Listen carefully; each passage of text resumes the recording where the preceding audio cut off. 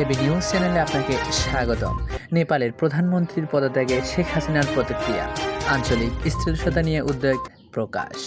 সম্প্রতি নেপালের প্রধানমন্ত্রী আচমকা পদত্যাগের ঘোষণা দেওয়ায় গোটা দক্ষিণ এশিয়ায় রাজনৈতিক অস্থিরতা তৈরি হয়েছে। এই ঘটনার প্রেক্ষিতে বাংলাদেশের প্রধানমন্ত্রী বর্তমানে দিল্লিতে অবস্থানরত শেখ হাসিনা প্রতিক্রিয়ায় বলেন, আঞ্চলিক স্থিতিশীলতা ও গণতান্ত্রিক ধারা বজায় রাখা আমাদের সবার দায়িত্ব। ঢাকায় আয়োজিত আঞ্চলিক সম্মেলনে তিনি বলেছিলেন, নেপাল বাংলাদেশের ঘনিষ্ঠ বন্ধু প্রতিম দেশ। দেশটির রাজনৈতিক স্থিতিশীলতা শুধুমাত্র তাদের অভ্যন্তরীণ বিষয় নয়, বরং এটি আঞ্চলিক শান্তি ও সহযোগিতার জন্য গুরুত্বপূর্ণ।